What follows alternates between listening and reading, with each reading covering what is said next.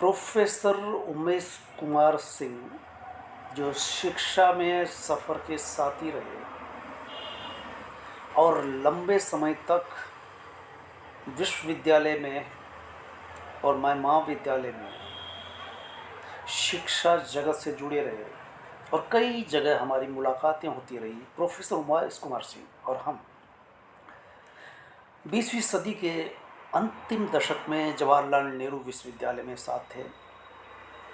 कई साथियों के साथ उमेश कुमार सिंह, जिन्होंने बाद में आत्मकथा लिखी और वो आत्मकथा मुझे दी थी दुख के सफ़र में, जो 2014 में प्रकाशित हुई और मैंने उस पर एक लेख भी लिखा था जिसका मैं कुछ पाठ भी करूँगा। उमेश कुमार सिंह की आज सुबह ही दुखद सूचना मिली कि वो नहीं रहे। सबसे पहले उनको श्रद्धांजलि देते हैं। और एक रचनाकार, एक शिक्षाविद की पहचान उसकी रचनाओं से होती है। आप कहानीकार थे, आत्मकथाकार, और आप गोवा में हिंदी अधिकारी के रूप में पोस्टेड हो चुके थे।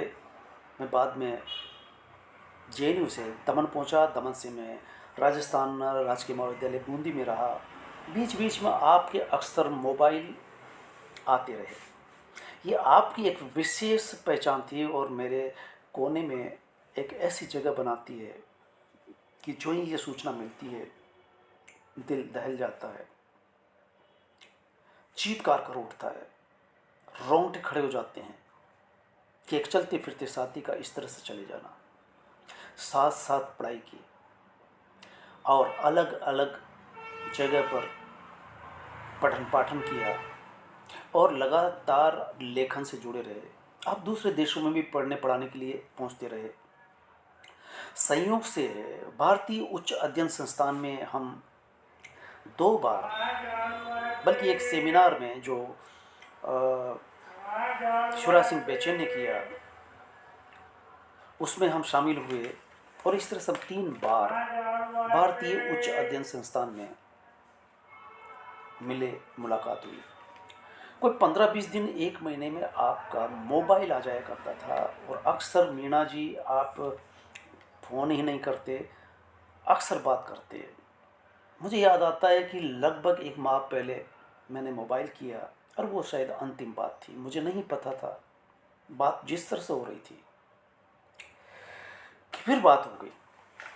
बात हो रही थी और ये उम्मीद थी कि फिर बात होगी, लेकिन आज बात 1 महीने से हमारे बीच में वार्तालाप किसी तरह का नहीं हो सका और ये दुखद समाचार फेसबुक पर रेखा यादव की बाल से मिला और मैं दंग रह जाता हूँ।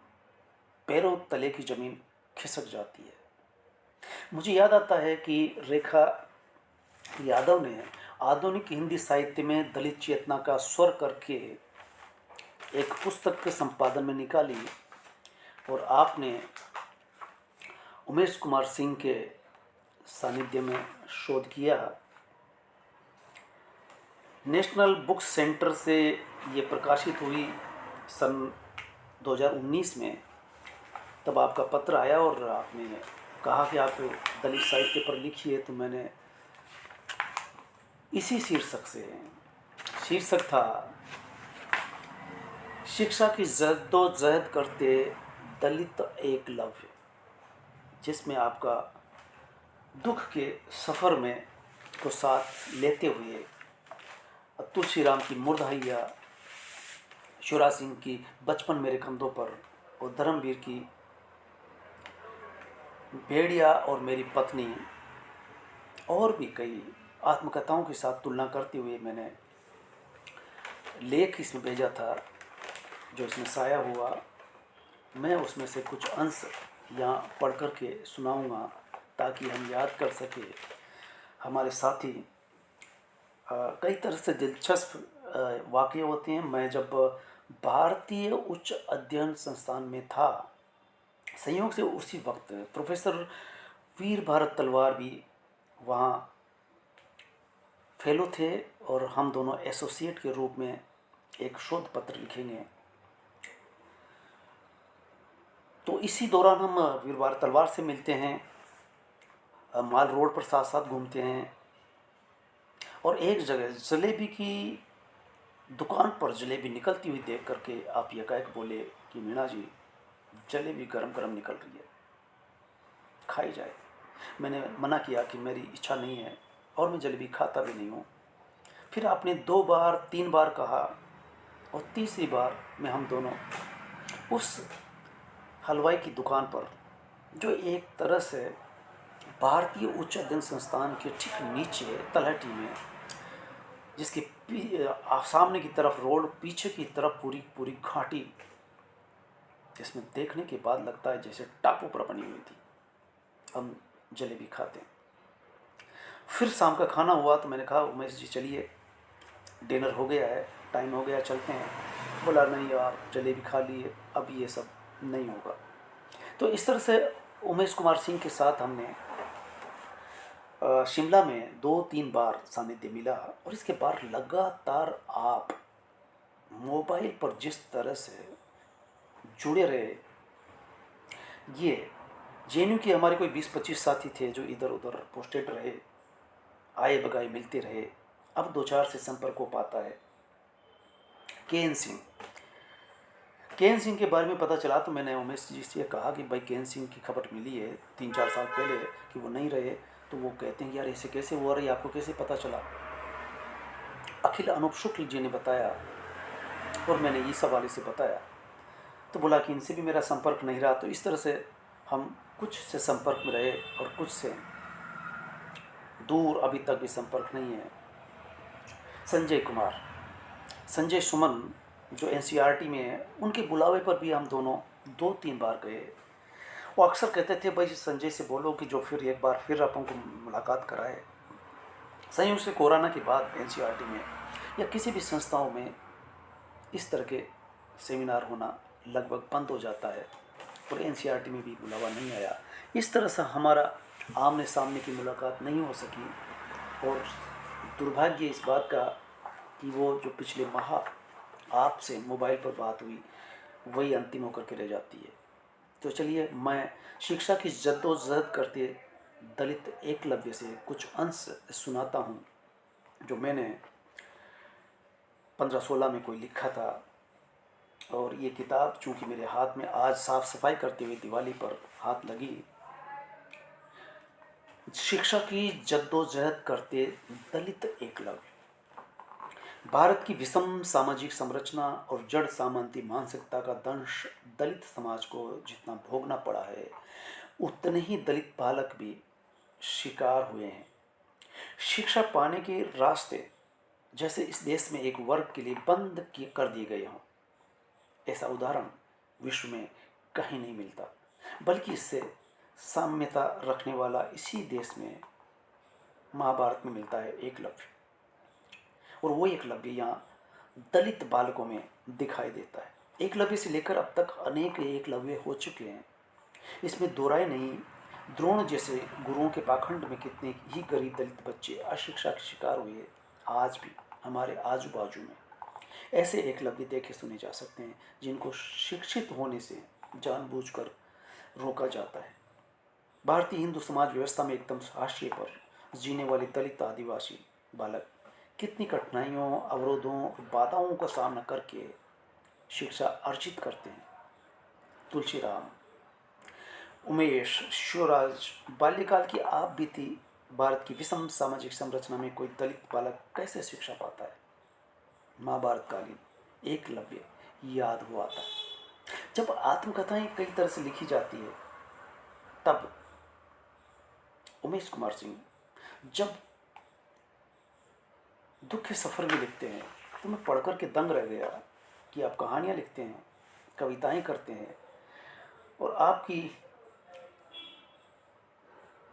मैं उससे पहले अपना बचपन अपने कंधों पर पढ़ चुका था, मुर्दहिया पढ़ चुका था और इन पर लिख भी चुका था। संयोग से हम शिवराज सिंह बेचैन और हम महानदी हॉस्टल में रहते थे। तब आप ब्रह्मपुत्रा में मेरे साथ थे और ब्रह्मपुत्रा से अक्सर आप महानदी में आया करते थे। तब संयोग से रजत रानी मीनू के साथ शिवराज सिंह बेचैन निचले तले पर रहते थे और मैं टॉप पर था।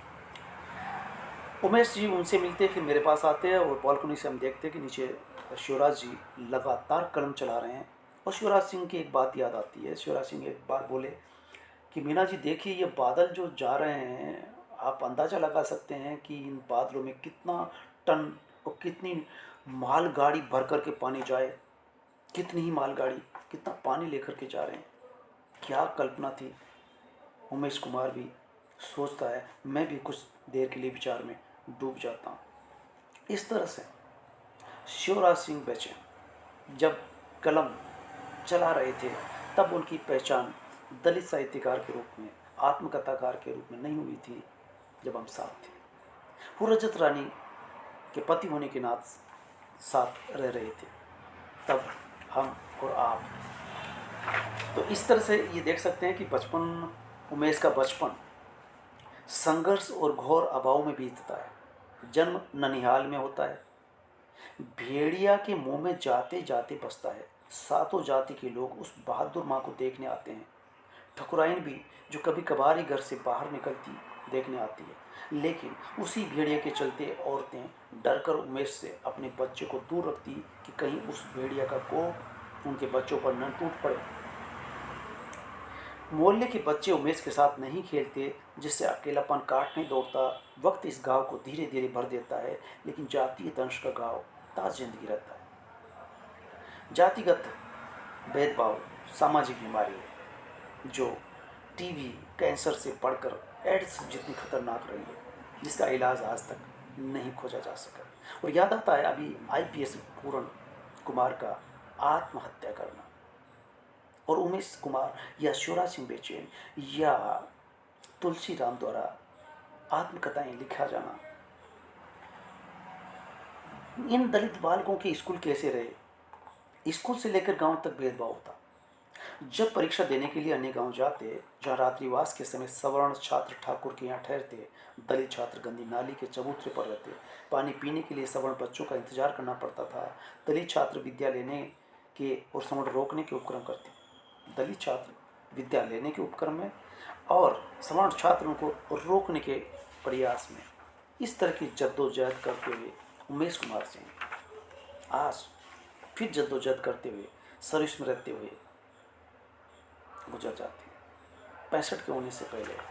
तो साथी की अंतिम इस पेरा को मैं कुछ सुनाना चाहूँगा। इन दलित बालकों के लिए कलम पकड़ना और स्कूल में डटे रहना आसान नहीं रहा। इन्हें विपरीत माहौल में शिक्षा हासिल करनी होती है। अध्यापक से लेकर साथी छात्र शिक्षा को अपनी बपौती मानकर चलते रहे हैं। विद्या को अपने तक ही सीमित रखने की मानसिकता आज भी कम नहीं हुई। इस मानसिकता के चलते ये देश सही मायने में शिक्षित नहीं हो सका है। ये बेशक डिग्रीधारी कई मिल जाएंगे, स्कूल कॉलेजों में पढ़ाने वाले मिल जाएंगे, पर वे कितने शिक्षित हैं ये तब पता चलता है जब उनके सामने निम्न तबके के छात्र हो और वो पढ़ने की जिद कर रहा हो। इस बिंदु पर बहुत कम नामवर सिंह खड़े उतर सकेंगे। चूँकि हमने नामवर सिंह से भी अध्ययन साथ साथ किया। हिंदी के सुप्रसिद्ध आलोचक बहुत दिनों तक दलित साहित्य को अस्वीकार करते रहे। उनका अस्वीकार कई बार एकलव्य बनाने से बाज नहीं आया होगा, लेकिन अब एकलव्य अम्बेडकर के बताए रास्ते से स्कूल कॉलेज में प्रवेश कर रहे हैं। इन्हें अब शिक्षा पाने से नहीं रोका जा सकता। ऐसा कह पाना अभी भी मुश्किल है, क्योंकि सामाजिक स्तरीकरण, निम्न समझे जाने का भाव, उदारीकरण, बाजारवाद, निजीकरण के चलते इन्हें एकलव्य बनाने की साजिश आज भी जारी है। अभी अप्रत्यक्ष वार करते हैं, वार करने के तरीके बदल गए हैं, वार करना बंद नहीं हुआ है। अब नामवर सिंह दलित मंच पर आकर दलित विमर्श पर बात कर सकते हैं, इतना बदलाव आया। लेकिन जब वे गैर दलित मंच पर होते हैं तब उनका रुख बदल जाया करता है। वह मानसिकता अभी भी एकलव्य बनाने से बाज नहीं आ रही है। रूप बदल गया है, चाल बदल गई है, पर सोच कहीं न कहीं वही है। सदियों की बीमारी आखिर इतनी जल्दी जा भी नहीं सकती। द्रोणों की कमी नहीं है। अगर शक हो तो किसी महाविद्यालय के एक दिन मुआयना कर लीजिए, सहज ही पता चल जाएगा कि कितना बदलाव आ सका है। 21 सदी में कितने आधुनिक हो सके हैं हम। ये दलित रचनाकार, दलित आत्मकथाकार उमेश कुमार सिंह ने आत्मकथा लिख करके एक तरह से आपके अंदर एक आग जलती रहती थी, और वो आग इस आपके आत्मकथा में महसूस की जा सकती है। एक कहानी जो आपने राजा और जमींदार के यहाँ जिस तरह से बहू को भेजा जाता है वो पढ़ी थी मैं। उस कलम को पढ़ कर के मैं सोच में डूब गया कि उमेश कुमार सिंह के अंदर वाकई में एक अच्छा रचनाकार है। उमेश कुमार सिंह का असमय जाना हमें दुख के पहाड़ के नीचे धकेल गया है। आज इतना ही। पुनः उमेश कुमार सिंह को श्रद्धांजलि।